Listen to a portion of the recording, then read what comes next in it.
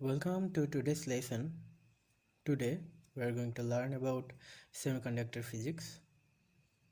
First of all, we will have to know what is semiconductor.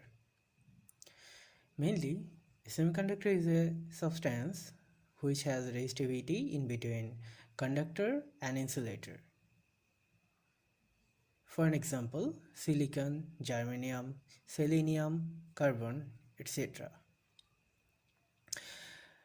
Normally, semiconductors have resistivity in between 10 inverse 4 to 0.5 ohm meter. And now we'll learn about some properties of semiconductor. Here we can see three main properties of semiconductor. First one is the resistivity of semiconductor is less than an insulator but more than a conductor. Okay, the second property is semiconductors have negative temperature coefficient of resistance. That means with the increase of temperature, the resistivity of a semiconductor will decrease. And the reverse is also right. If we decrease the temperature, then the resistivity of semiconductor will increase. Okay. And the third one is if we add suitable metallic impurities like arsenic or gallium, then it can change the current carrying capability of semiconductor in high amount. Now we'll learn about bonds in semiconductors. There are several types of bonds like ionic bond, covalent bond, metallic bond or hydrogen bond. But the semiconductors go for covalent bond because it is lot more easier to share electron with adjacent atoms instead of receiving 4 electron or donating 4 electron from its outer orbit, as they have 4 electron in their outer orbits.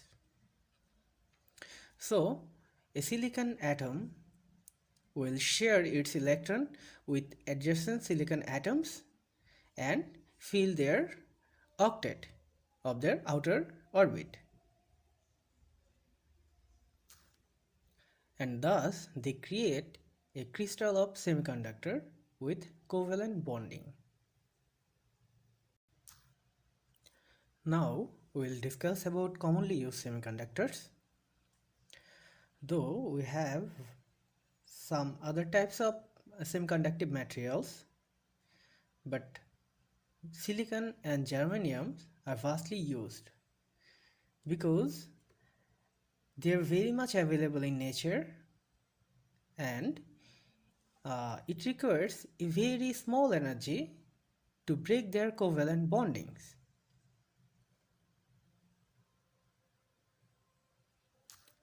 For an example, to break a covalent bond in germanium requires only 0.7 electron volt, and for silicon it is 1.1 electron volt, which is a very small amount. Here we can observe another given description of germanium and silicon. Previously we have known that it requires a very small amount of energy to break a bond in germanium and silicon. Here we can represent the energy band diagrams like this.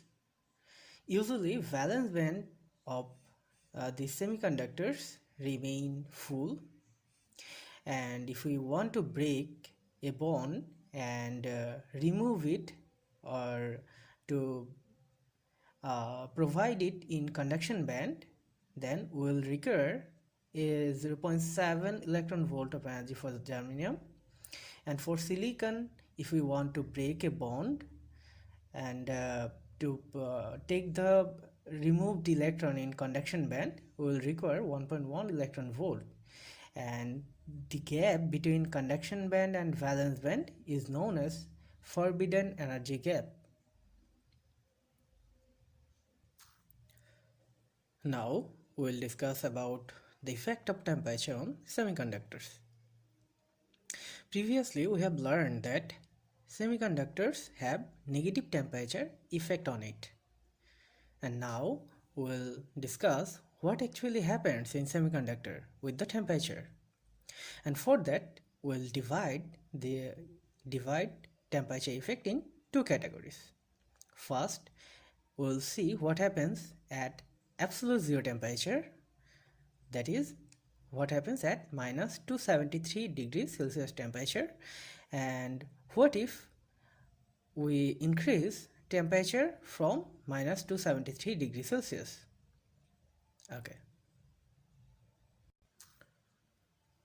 Suppose we have a silicon crystal at absolute zero temperature.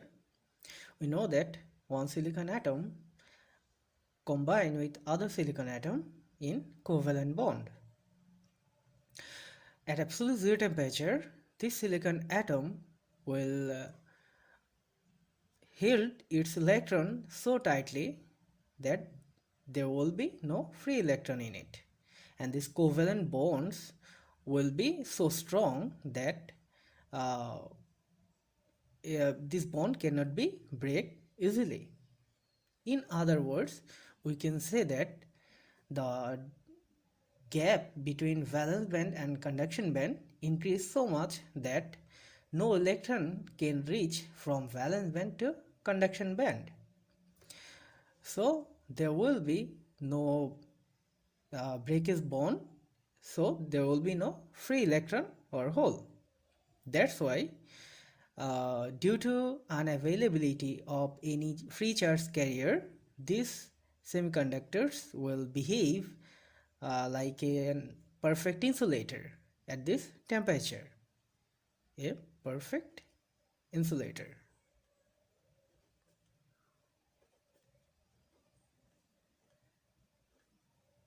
Okay. Now we'll see what happens if we increase temperature from absolute zero. If we increase temperature gradually, then this silicon atom will tend to vibrate, and with the increasing temperature their vibration will increase, and at certain level this any of this bond can be broken down and electron can fall apart from this bond, or any electron can go from valence band to conduction band.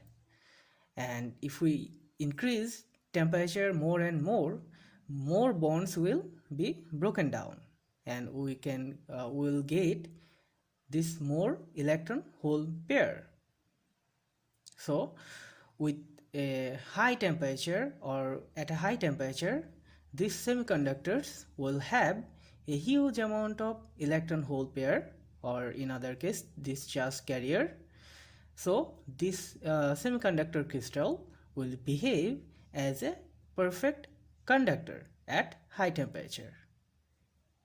A perfect conductor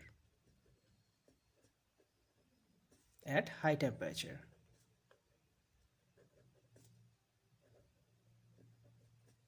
Okay, that's all for today. In our next lesson we will learn different classifications of semiconductors and the formation of p-n junction.